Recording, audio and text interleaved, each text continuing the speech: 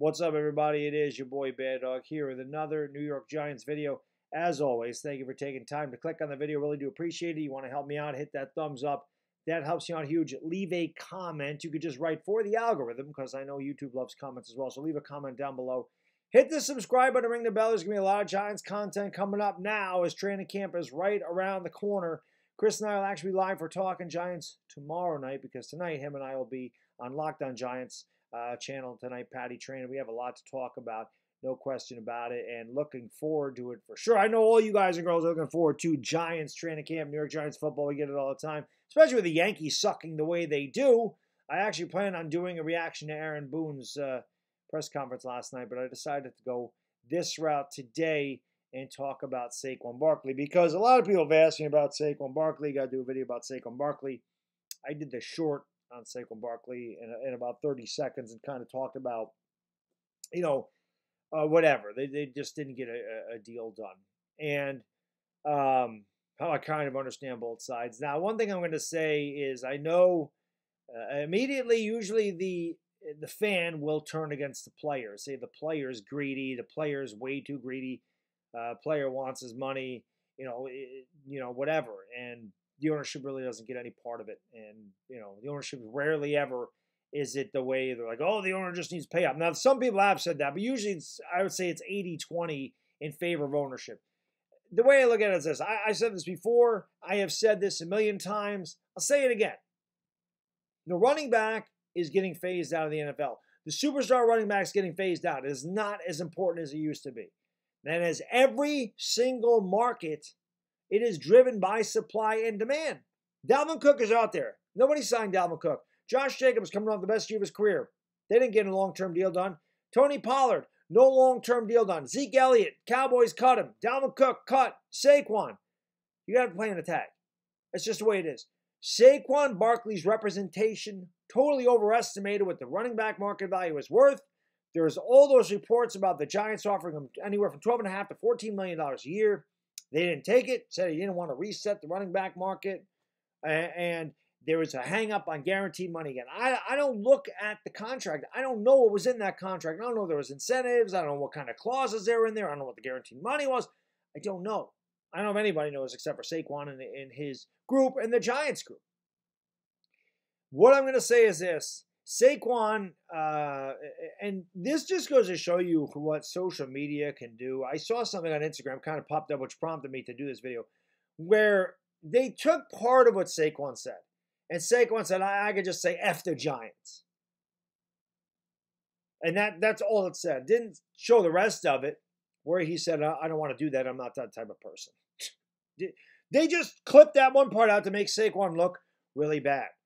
What I will say about Saquon is this. He's not happy about the tag. Usually that happens. This could get very ugly between Giants ownership and Saquon Barkley. But in my gut feeling, Saquon Barkley has no leverage. None. He has no leverage. Usually the player doesn't get the leverage, especially in the NFL. Like I said, in the NBA, little different. One player can make a gigantic difference on an NBA team.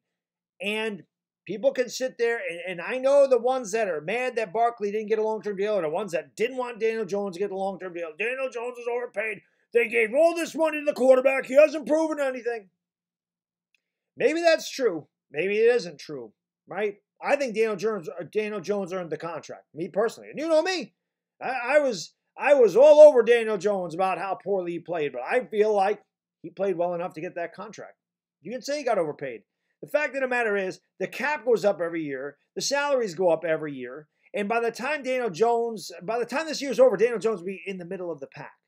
And this also goes to show you, again, supply and demand.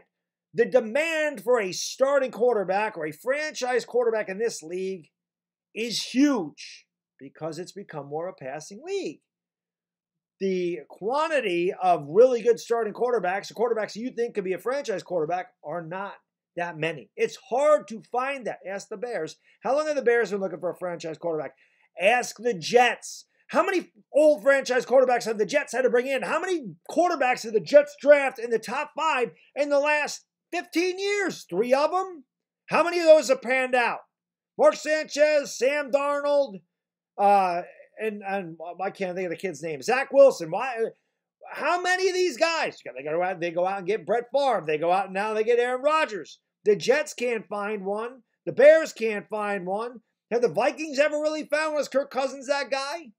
When's the last time Washington had a franchise quarterback? It's not easy to find that position. So, of course, they're going to get paid more. This isn't Daniel Jones' fault, and people can sit there and bash Daniel Jones, and it's going to happen. It does not matter. Me, I have no problem changing my mind and stuff. I can easily say, hey, I was wrong about that. Whatever. I don't care. Because I'm human, I'm going to be wrong. So I can say, hey, I was wrong about Daniel Jones. I didn't think he was going to be here. Completely missed the boat on that one. He's here. Good. That's one position we don't have to worry about. Do I want Saquon Barkley back here? Absolutely. Absolutely, I want Saquon Barkley to be a Giant. He's our best offensive player. But he has no leverage. None. And you can think he does. I'm going to sit out. I'll sit out the year, and I'll screw the Giants. You're not going to screw the Giants. He will not screw the Giants. He's going to screw himself. Why? The Giants can replace Saquon Barkley. Are they going to get the same production from Eric Gray and Matt Breida? No, probably not. Okay?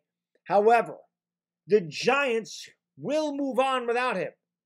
Saquon Barkley, if he sits out, which I don't think he will, he's not getting $10 million back.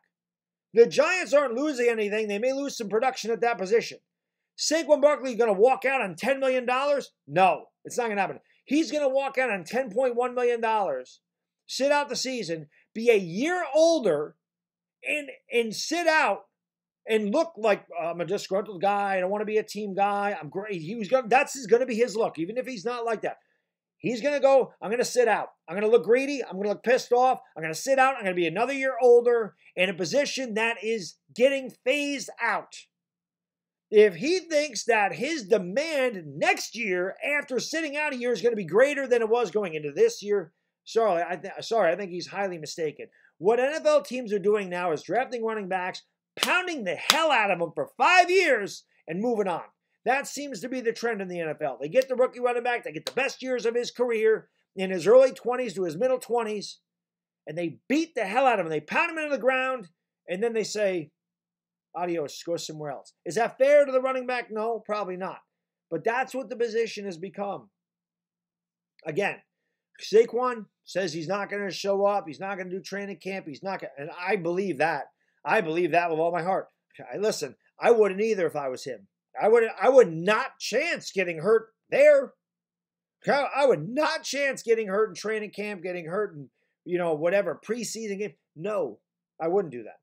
But I will be absolutely shocked if Saquon Barkley does not sign that tag before week 1 against Dallas and sit out. Like I said, he's going to give up $10 million. That's $10 million he doesn't get back. Whether he didn't like the fact that he got tagged and has to play for $10 million as opposed to 14 or 15 or whatever the hell he was asking for.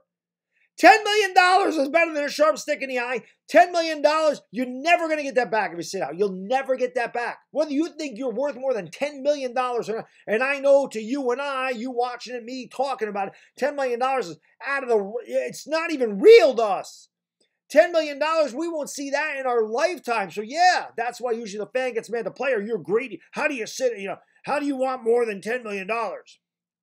He's not going to sit out. And it has nothing to do with the money. Everything's relative, okay? If you're a coworker and you do the same job and you feel you're doing a better job than your coworker and your coworker's getting more money, it's going to piss you off.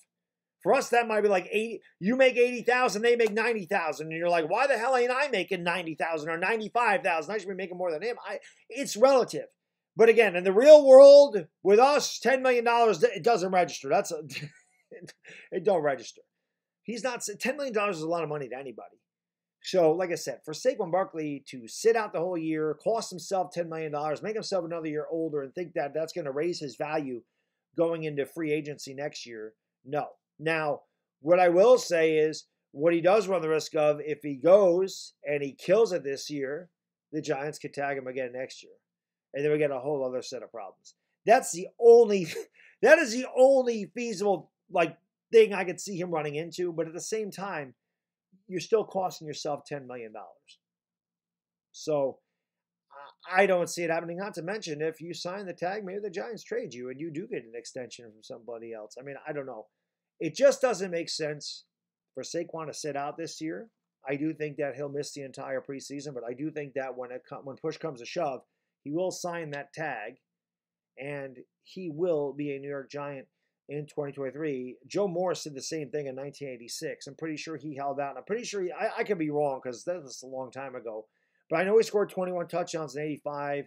He didn't get the money he wanted. He held out, and then he came back. I don't think he was there for week 1 against Dallas, but he came back. Emmitt Smith held out in 1993. Dallas lost their first 2 games, and then Dallas gave him a contract back then. But it is what it is. Like Saquon said, it is what it is. So, thank you for watching as always. And like I said, leave a comment in the comment section. Let me know what you think about this whole situation. Do you think Barkley is in the right? Do you think that the New York Giants are in the right? Do you think that Barkley is going to play under the tag? Do you think Barkley is going to sit out? What I'm going to say is this. My opinion, I'm glad that Joe Shane and Brandon Brown did not cave into demands. Okay? I understand, just like a lot of you, I want Saquon Barkley to be a Giant. And again, the money, it doesn't register with us. Okay? That's money that it's ridiculous amount of money. But Saquon Barkley, to me, I haven't lost my freaking train of thought. Whatever. I don't remember the hell I was talking about. But Saquon, like I said, he's going to be a Giant, in my opinion, in 2023. It doesn't make any sense for him to cost himself $10 million in one season in the NFL. So I think he's going to be back. Let me know what you think in the comments section below, and we will see you tonight on Locked On Giants. It's the Bad Diggity Dizzle, and I'm out. Peace.